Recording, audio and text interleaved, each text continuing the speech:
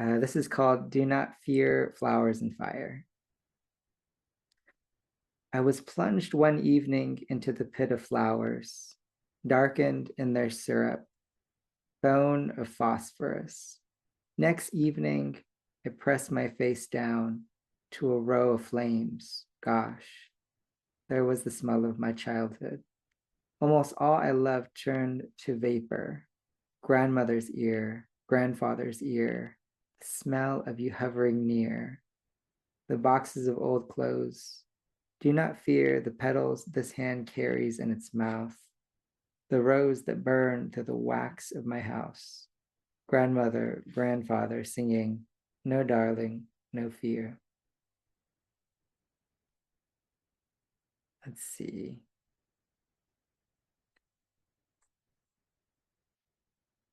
Oh, this one's called Home. Today we're alive among darkening berries. Very soon we will all go home. Death is the home no one can take from you. We gather the sugar that falls to the floor. The mice in this home forage for little. They have no hunger, no fear. Today we're alive in the room we borrow. The berries go to seed in the mouths we borrow. I sprung from the head of my mother, uninvited and flummoxed. I began drinking all the rain I could catch. Very soon we'll all go home. Death is stored there like a match. Let's see. And I'll read this father poem. This is a ghazal poem. One day you will need to love a body that is unlike your own. Softest, darkest fire groaning, baby learns to awaken alone. I once contained the fat of lamb's loins and lion's marrow melted from bone. My love tore 11 moonlit rags out of the ocean, wore the gown of sea spray and foam. Suddenly, I turned 111 years old. I lugged my head of lost blots and stones. Father's February cake was 144 flames. We watched Macaulay execute Waingro. Afterwards, he carried my sleeping form up the dead wood. It swayed and moaned. The moss fluttered in our attic. Kiik, do you remember the scattered home? The moths guzzling at every leak. Wings wildly shedding crumbs of night gold. Kiik, do you remember the teenage apothecary dousing your creature in primordial colognes? Can you smell Grandpa's hair in these lost clothes, once assiduously combed, now gone windblown?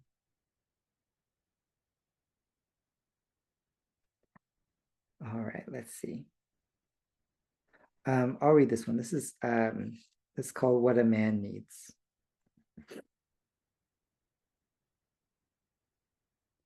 This poem is kind of like, I used to watch when you would see those commercials as a kid, and they're like truck commercials, and like a rugged truck, the kind of truck that a man needs. That's kind of what I'll do my best to do that voice. Okay, so what a man needs. You know what a man needs. I think we can all guess what he needs. The power to see himself clearly, and the power to see his gods through the clouds, and see his demons in the crust. X-rays for eyes. He needs the surgery and somebody to hold the pancake to his lips while his eyes are in bandages, and someone to change his soiled eye bandages and to pay the medical bills, and somebody to clean the dangerous shards after he runs through a sliding door trying to get to the bathroom. But then after he heals and can start using his X-ray eyes, yes, he is going to give a lot of people cancer. Other than stopping him from that, You know what a man needs. He needs quiet, needs solitude. He likes to take care of himself. He likes to go into the woods to look at himself naked in the mirror. He will give himself a lot of cancer. Let's see. Okay. I'll read this poem about Wolverine. It's called Skeleton of Glass and Marmalade. Wolverine's superpowers are healing the physical, fleshy type wounds very good, but he sucks big time at healing emotional wounds. Try saying a small thing about Jean Grey near that keen dog-like hearing. Two modes.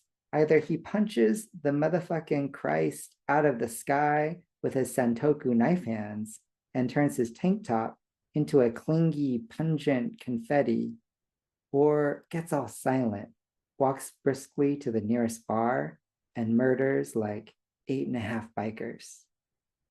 I say 1/2 since there's always one in the gang who hasn't saved up to buy his own bike, so less biker and more a man who enjoys hugging his friends upon their bikes. The point is, Weapon X murders that poor dude too. He is touchy as hell. Maybe you did not even say Jean Grey. Maybe, damn, look at Scott there in his new gray jeans. Wish I had gray jeans from JCPenney's. Out come the adamantium fist kebabs, another microbrewery covered floor to ceiling in the blood and therapy of frat boys. I wouldn't have my Wolverine any other way, though, given the spectrum of mutant abilities. You know, there's another Wolverine out there in Portland or San Francisco who is the mutant inversion of Logan McClawface. Probably this other Wolverine is like a very mature, well-adjusted man with Kleenex tissue for skin. His girlfriend dumps him, but they remain best friends until she marries one of his coworkers, maybe his boss from Cheesecake Factory. Then they organically drift apart, only remaining friends by Facebook, where he comments on photos of her children. They look so much like his boss. Then at the ripe age of 28, one of his crocheting hooks pricks his thumb and the skin of his hand falls from bone like rotten leaves, and his hair and teeth come out of his head like rotten fucking leaves, and his cock dehydrates and faints and tumbles over his balls and snaps off and hits the carpet with a dry thud, and he bleeds to death mid-reach for a band-aid, his skeleton of glass and marmalade disintegrating, falling across his unfinished crocheted lap blanket. Because this Wolverine, pleasant party guest Wolverine, always complained of a persistent chilly lap he did. Oh, my lap is so chilly, he would say, because my legs are not hairy at all. No, I would not want that constellation of superpowers. Good at emotions, but terrible at living. Okay, let's see. I'll just read one more. This is called My Weakness. I was thinking about this phrase, my weakness is, and sometimes when I hear this phrase, I feel like it signals that someone might be about to say something really fucked up. And so that's kind of what this is about. It's called My Weaknesses for Violence and Violation. As far as weaknesses go, not good ones to have. Okay. My one weakness is violence and violation. Oh, two weaknesses. First, I violate. Then I disfigure. I am also super into dark chocolate with the salted sugar. Salt, I think they call it. They grow it in the sea, harvest before it gets sweet. What odd, miraculous fruit the natives cast over their shoulder, rendering the garden of poisonous weeds edible. Or death be at least tastier. Deer salad, they call it.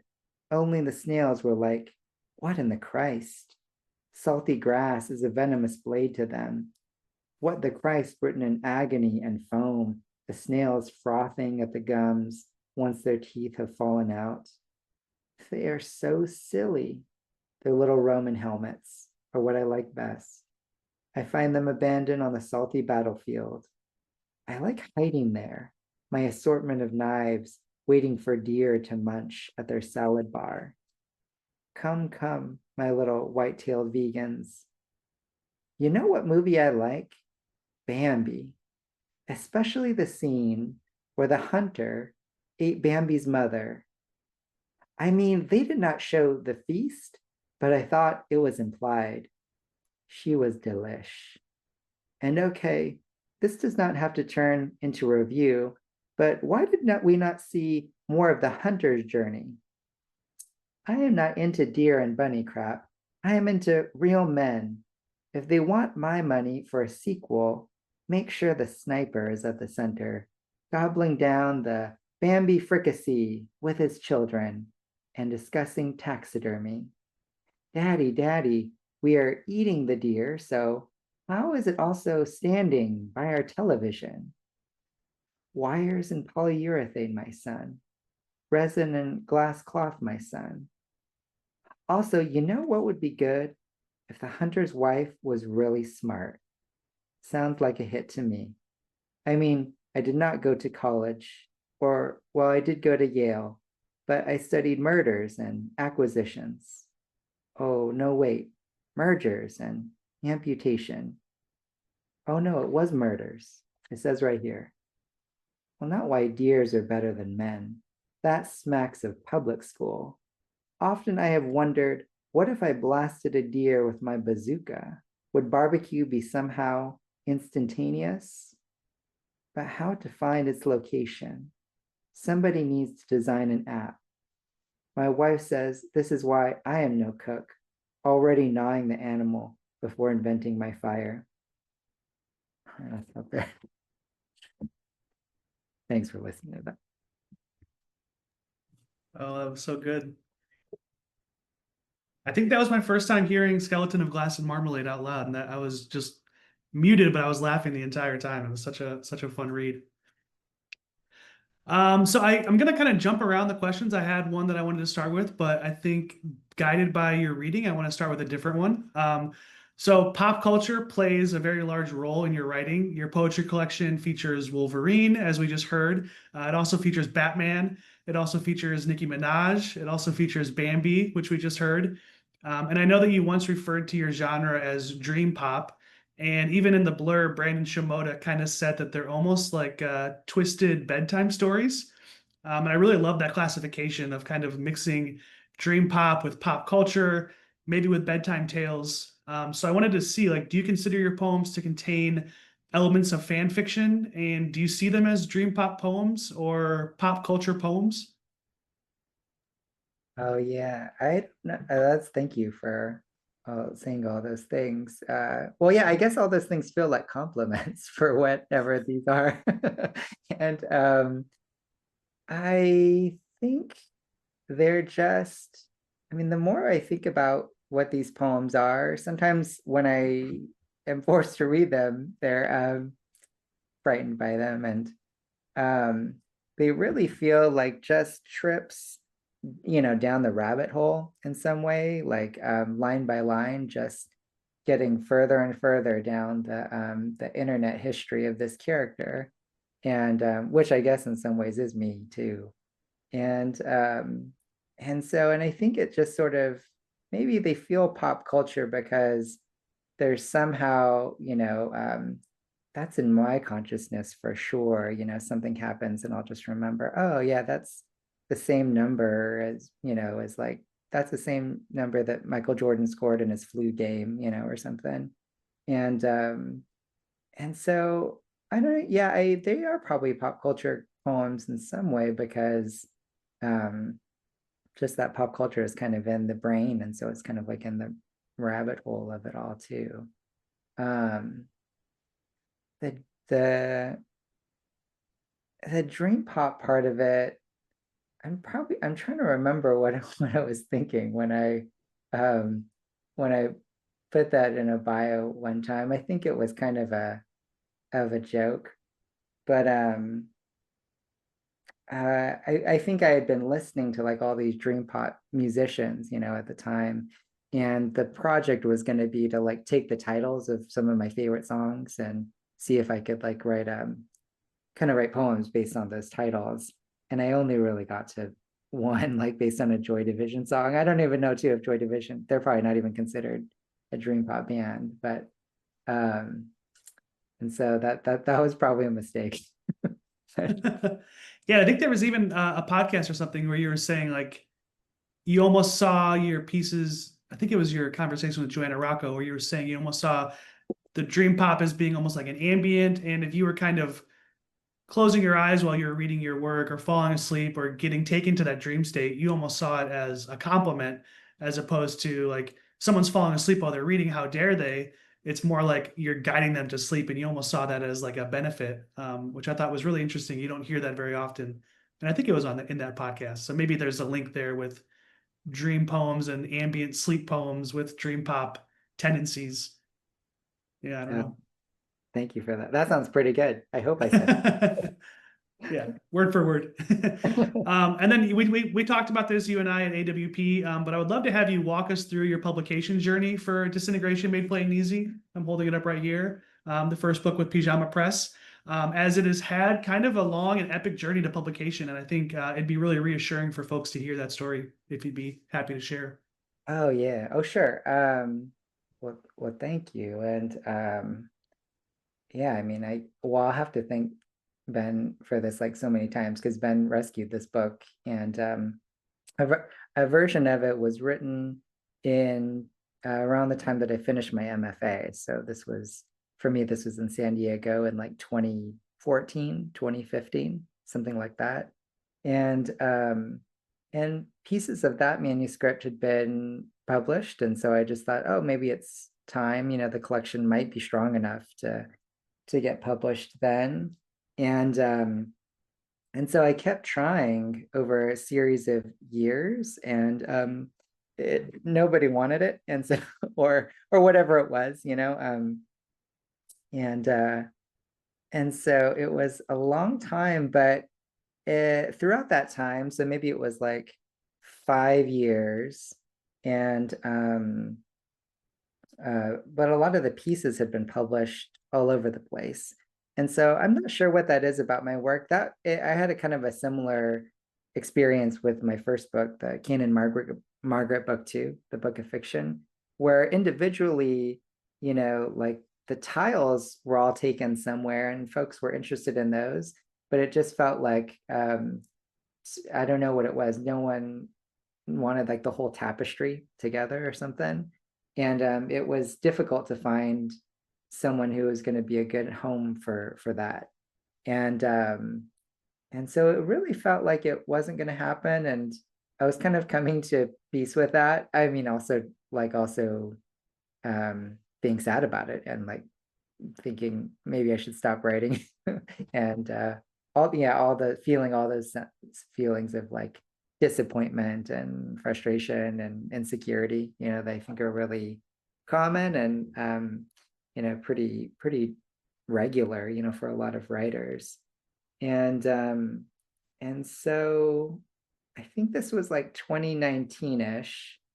I had sort of like been so disappointed for both of my books. I was like, well, like, oh, maybe I shouldn't write anymore and I should try to do something totally different. So I quit writing for a while.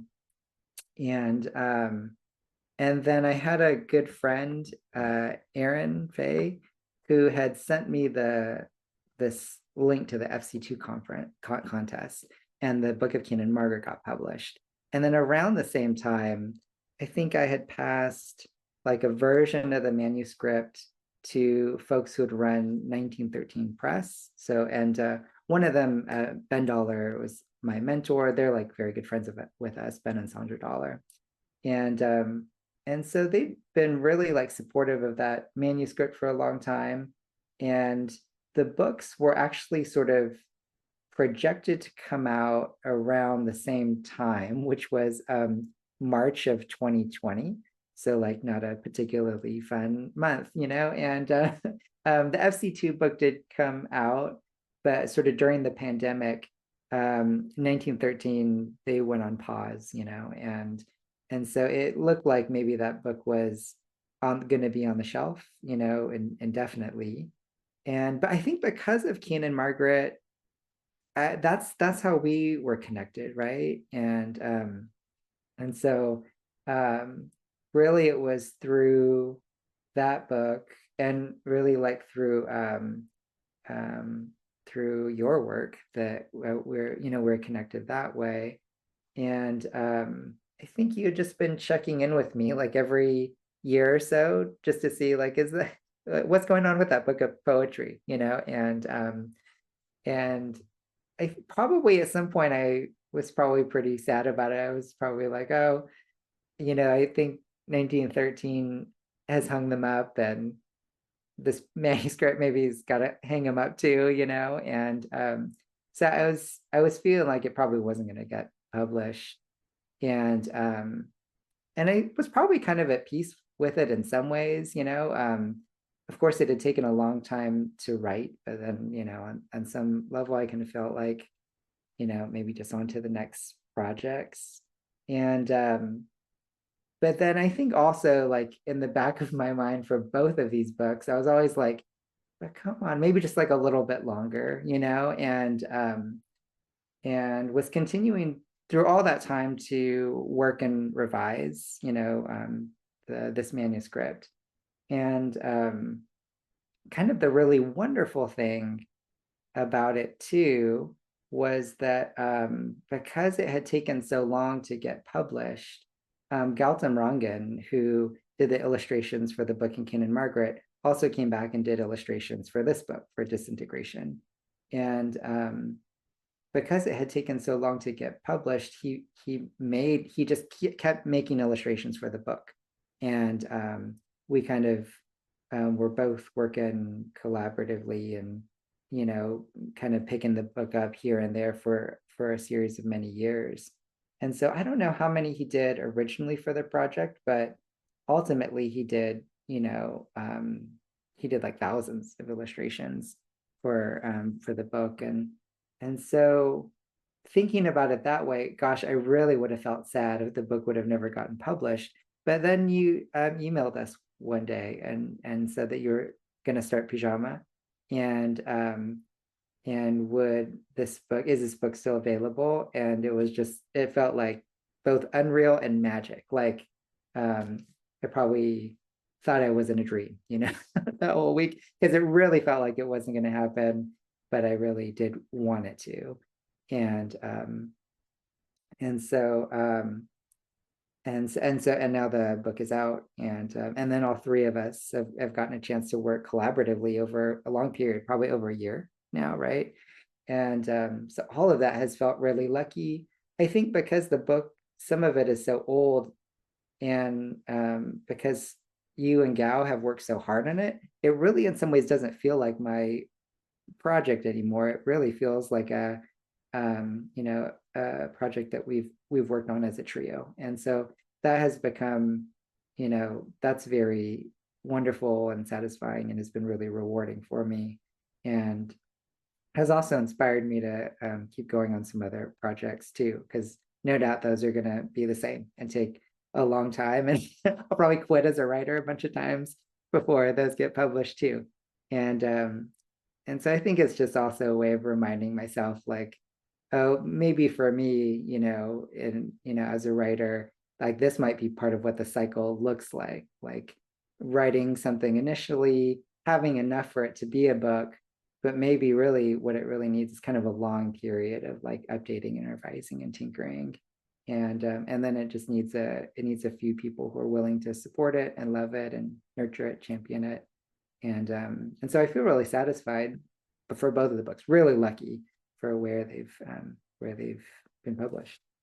Nice. Yeah, I love hearing that journey. And that's, a decade-long venture into trying to get a book published. And I think even at AWP said that there was a period where he thought the book was cursed, and that the curse has been lifted. And it's definitely important to mention Gao, who literally provided an illustration for almost every single page. So for people watching, and I think this will be on YouTube, there's just a different illustration for almost every single page. as Kiik said, he provided like thousands of illustrations. So we had a lot to go through, a lot of B-side poems that didn't make the cut.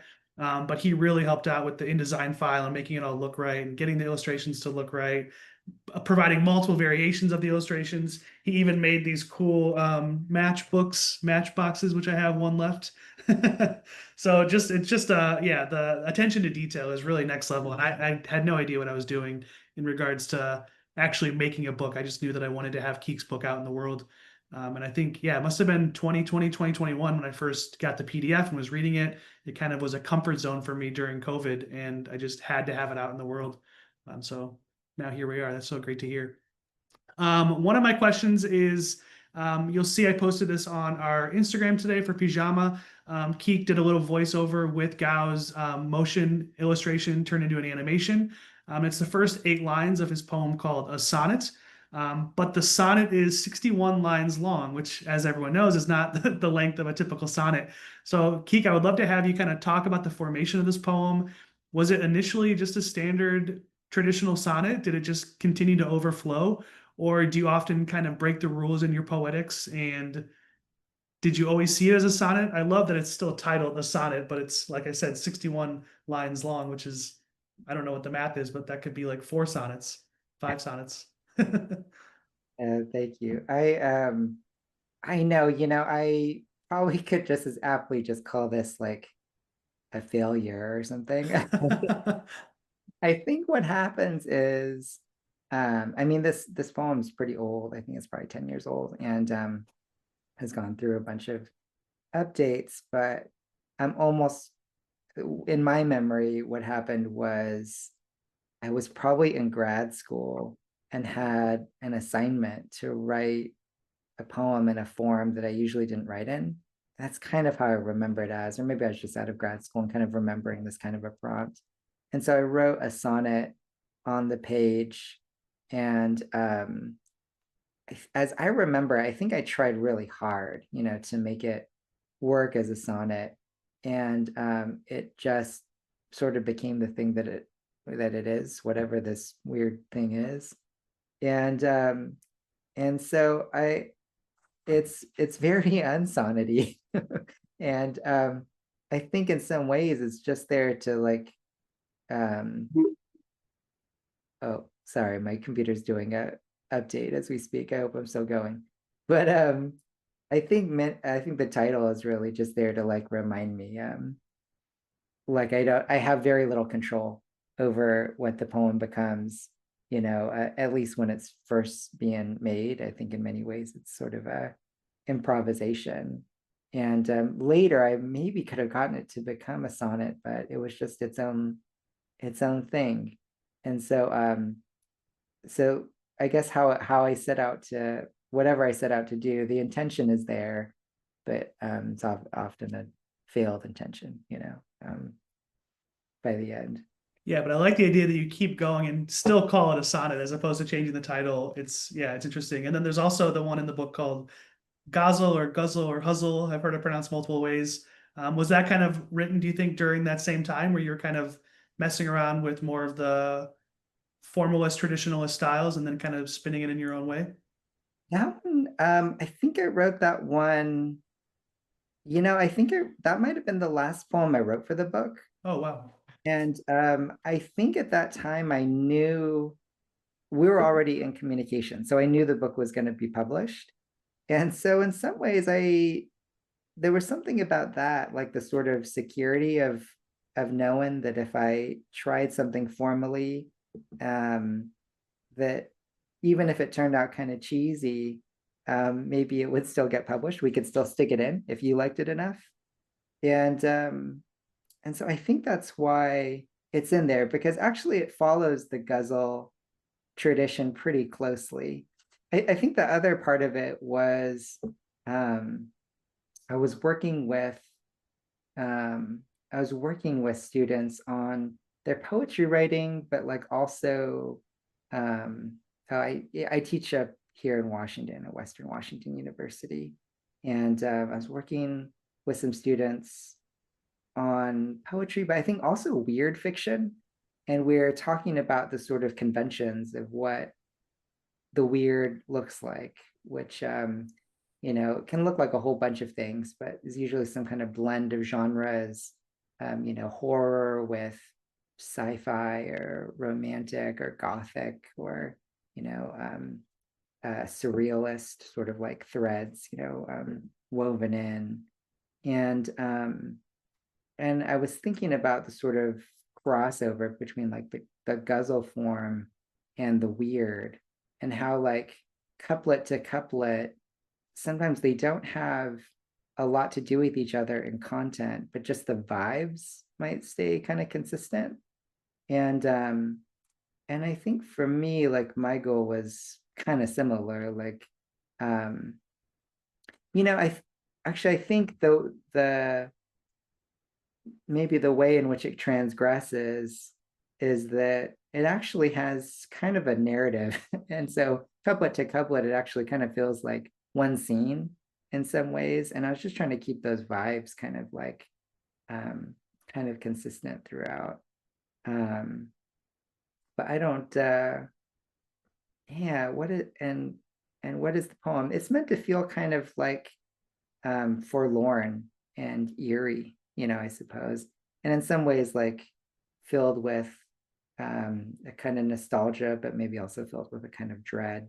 And so, yeah, I don't. This might be the one that's like not a failure in form, or just only in what A small ways. success. Yeah. Yeah.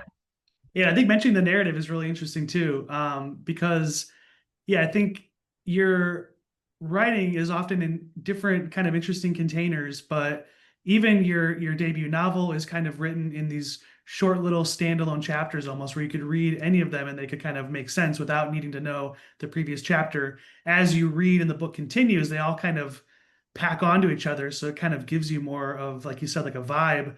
But some of them were published online prior as standalone short stories. Some of your pieces in your debut poetry collection are also like prose poems, but also more narrative. So yeah, I kind of wanted to see like blurring, just your thoughts on kind of blurring the distinction between prose poems, short stories, novels, fragments, vignettes, you know, how you kind of see all these things, or maybe how you might approach the page, or how you look at different styles and genres and hybrid and all that. Okay. Tough Uh, question.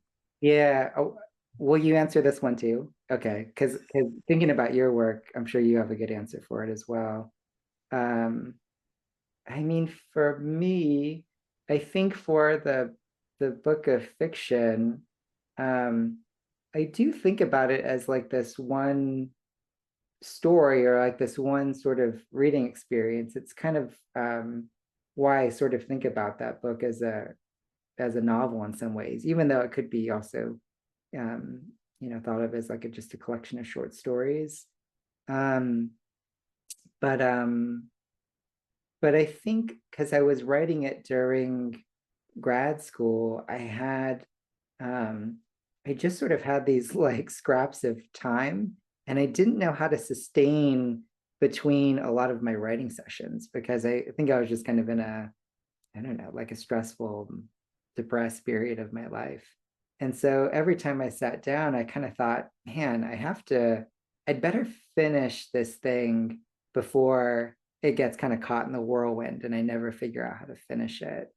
And and I think there was this idea in the back of my head that like I wanted it to be a novel or like a singular project, but the only way to do it was through this kind of like iterative process. So it was like, okay, I'll try to write the novel in one go, and it'll be like a 3-page novel, and then I'll come to it again like a week later, and I'll try to go a little bit more, but sometimes I have less energy in me, so maybe it's only going to be a page or a paragraph, and um, and so I and so probably a lot of it has to do with the energy, but a lot of the thing that I thought for that book was that the like the characters, at least the character names and the like historical context would be a little bit less flexible than some of the formal stuff.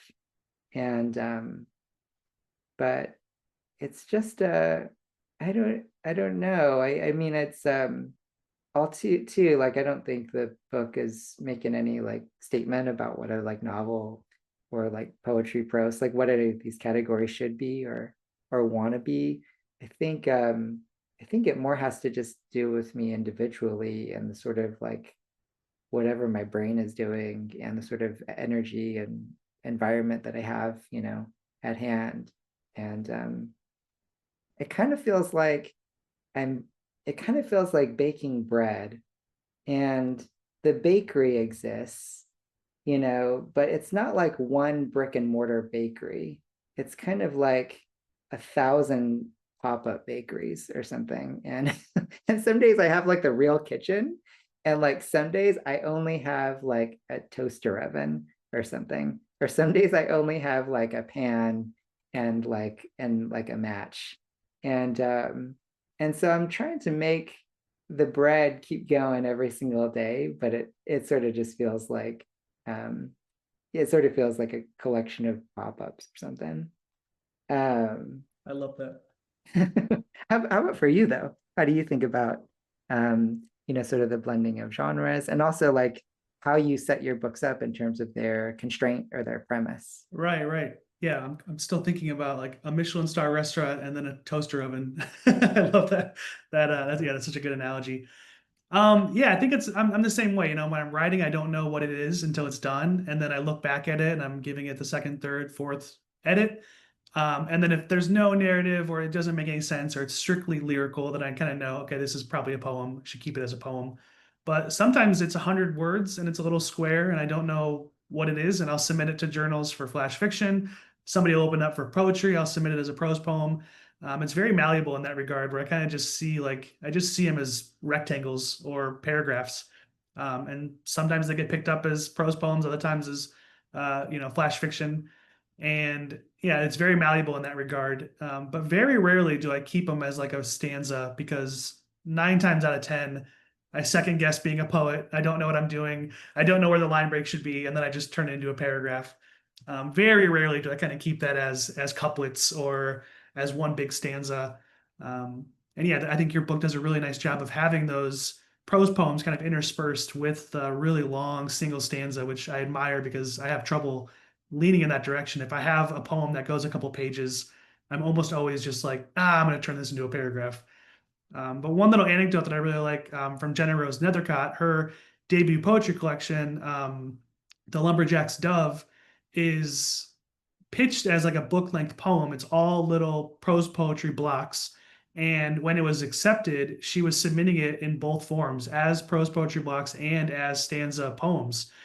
She knew it was going to be a one long book length poem, but she wasn't sure if it would be, you know, like Alice Notley's The Descent of Alette, where it's just like one long poem, or if it would be these prose poetry blocks. It ended up getting accepted by Louis Gluck with prose poetry blocks. So she was like, okay, I guess it's a book of prose poems. But she was submitting it in both styles, just kind of seeing where people would bite. So I think that's really interesting. I think I look at my work the same way. It's my literature, it's my writing, but I don't really know if it's a poem, if it's a short story, if it's a novel in verse, what the hell I'm doing. But yeah, I like the idea of being able to shift it and being a little bit less precious with it than being like this has to be a 14 line sonnet with the volta. It's like no, this could be a 61 line mammoth of a thing, you know. Let's keep going. I love that.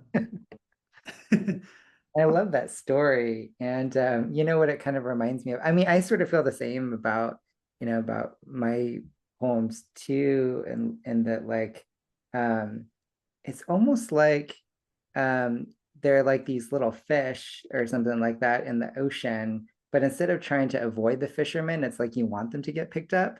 And all the fishermen, like, you know, they have like different sized nets or something like that. You just don't know like what net is going to be in the water at the right time.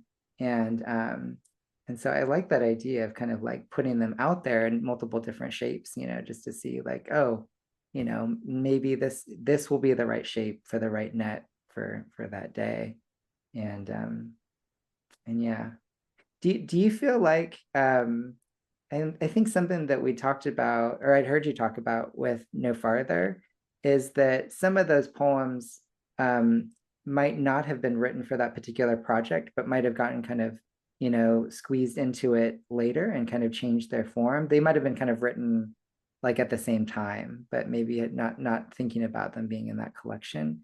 And I was curious to hear you talk about that and whether or not that ever feels like, I don't know, does that feel like in any ways strange or like a betrayal to do to that poem, or not? Like, you know, does it kind of feel like, oh, I'm fitting it into the fabric of this story, you know? And there's like, it's almost like, I almost think about it sometimes as like a stand-up comedian putting together their set or something like this, you know, like, oh, Right.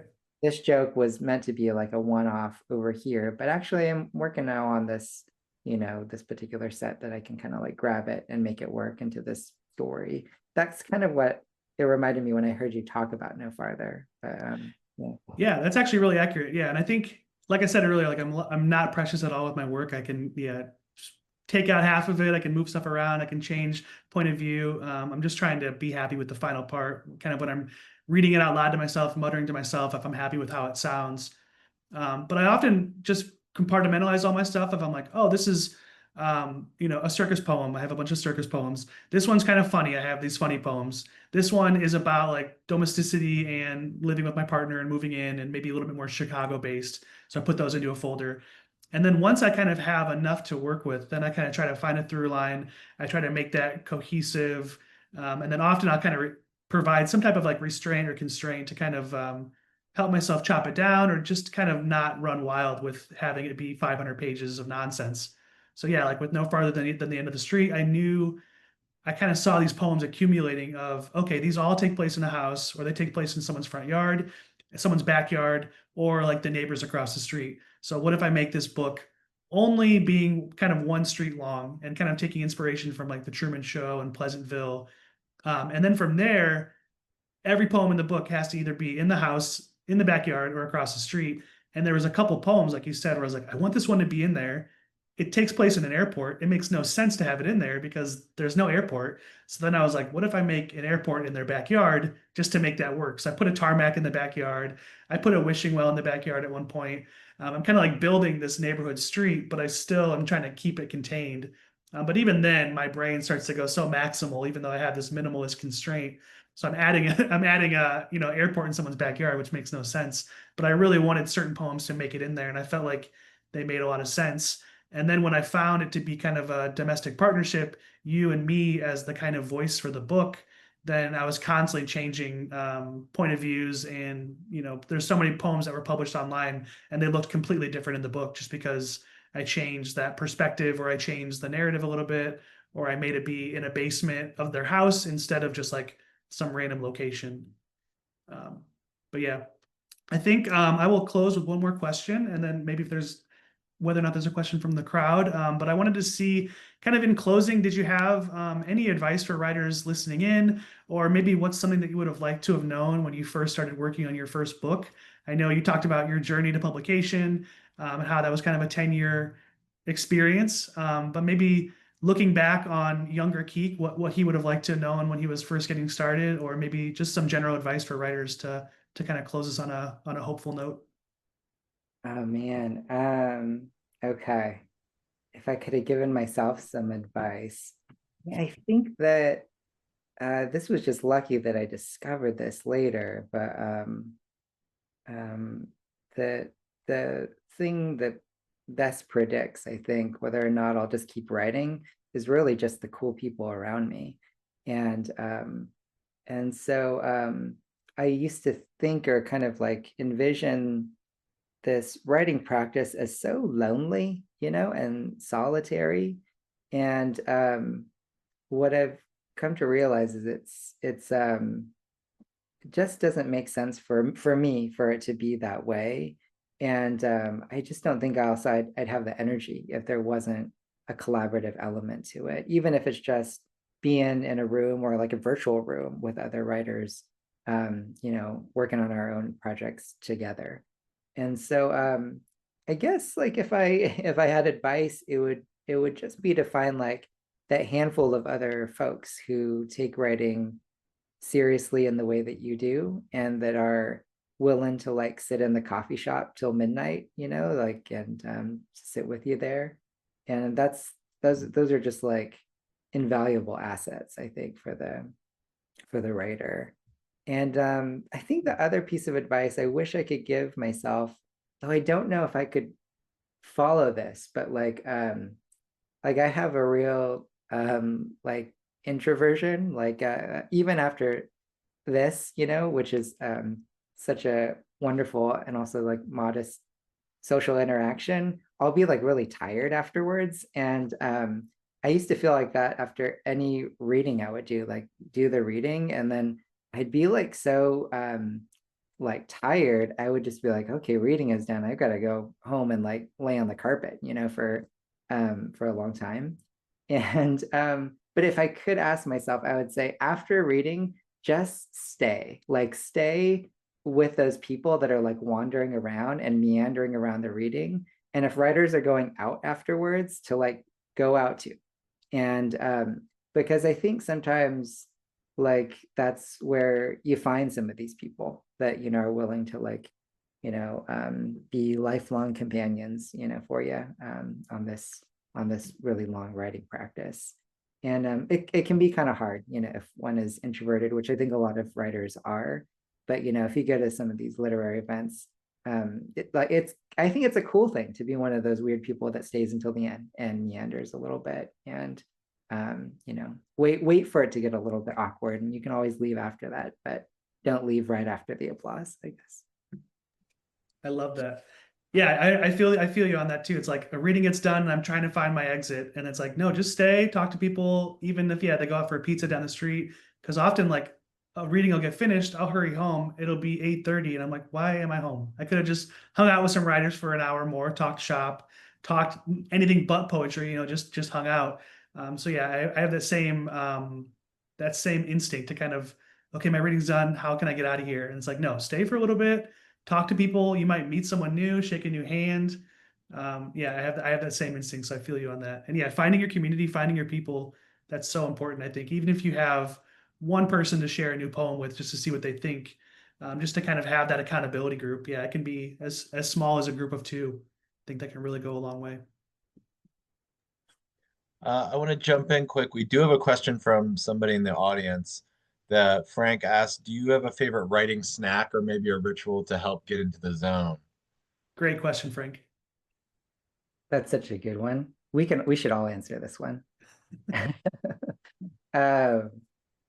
So for me, I think sometimes the writing snack, if it's too good, then I'll just forget about writing, and I'll just want to eat the chocolate bar, or whatever it is. And so I think the perfect writing snack for me is like a handful of radishes, actually. I love them because they're crunchy. Like I love the texture of them. They're kind of sharply flavored. And so they kind of like keep me awake or something. I think they look cool too. And but I'm not so infatuated with them, I guess, as I would be like a chocolate bar that I forget to write. Because sometimes I'll go into, I'll have like half a burrito left over, and I'm like, oh yeah, that's gonna be a great writing snack tonight. But then I'm so like exhausted after I eat that burrito, sometimes I don't get to the writing. And so I would say maybe something a little bit healthy, I guess, would be the good one for me. What about for y'all? I think you might be the first person to say radishes as your writing snack. That's hysterical. It's a really good choice though. I don't know if I have a snack choice because I'm often watching YouTube videos or doing something else when I'm eating with my hands. So I usually like wait till my food is wrapped up and then I write. But for a ritual, I plug this so often, but I'll put it in the chat because it's so invaluable for me. John Hopkins, this ambient producer, has these two songs, like a sleep version and an extended version. And someone was doing the Lord's work on YouTube 10 years ago, and they put both of them together because they flow perfectly together. And the two songs on their own or together are 14 minutes long. And I have found that is like my perfect time length to just word vomit. I press play on that song probably 2 or 3 times a week. It used to be daily, but now it's probably 2 or 3 times a week. And I know when the song's getting close to ending, so I know I have that final push when you kind of get tired around 10 or 11 minutes in. But I don't think I can write more than 14 minutes straight. And after that 14-minute time, I feel 10 times better. I have this weird 800-word block of typos and grammatical errors and chaos and nonsense. But there's a few slivers of like cool ideas or cool directions or one really nice image that I can work with and kind of chisel away at the next lazy Sunday that I have to myself. But that 14-minute writing moment is like very therapeutic and meditative for me. And I found that song is just so good. I think there's like 4 comments from me in that YouTube video just thanking the guy for uploading those. Cause yeah, it's been really, really valuable.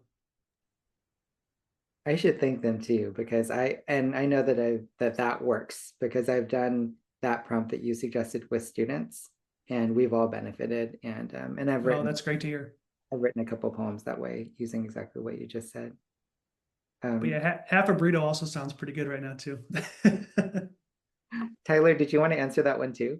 Favorite writing snack and ritual? Sure. I'll give my most recent one. This summer I've been eating frozen blueberries. Ooh, good Because choice. if it's anything else, I eat it so fast because it's just much more rewarding to like keep taking bites. But this, you kind of have to eat them one at a time, and they're cold enough that if I eat a bunch, um, then I get a headache. And I don't know, they're so perfect. I mean, they're fresh picked blueberries, and then we froze a bunch of them, but I just get like a cup full of them and then sit, right? So yeah, try that if the baked goods are too heavy or make you sleepy. I think the blueberries give me energy too. So Oh, I love that. Radishes and blueberries. That's the theme for tonight. yeah, And put on Yes. a community video. If you do all 3 of those things, you're probably going to write something good. Yeah, you'll start to levitate a little bit. no doubt. Well, I want to thank you both for doing this and just your energy and enthusiasm and generosity with us. So thanks for having such an engaged conversation. And Kiik, your is an excellent reading. I look forward to hearing you read again. And yeah, for anyone who doesn't have the book yet, make sure you get a copy. I'll post this link in the chat again, but you can find the book wherever books are sold, I imagine, online. And it supports a small press, supports authors, and it's gonna make your life better. So do it. Let's get this thing to a 3rd printing. So Oh, I love it. Yeah. Yeah. yeah, Get Keith's book. I'll hold them up to the YouTube right here. The novel cool. and the poetry collection. They're both worth your while. Right. Awesome. Well, thank you guys for spending time with us. And yeah, check out our website if you want to see more events like this. We have next week Laura Mimosa Montes. She's a poet, actually, and this is her first novel that we're featuring. So it's kind of the flip of this, and but also equally strange and out there and unpredictable. So definitely check that out. But otherwise, I hope everyone has a good night and take care. Thanks. Thank you. Bye. Thanks. Thank you.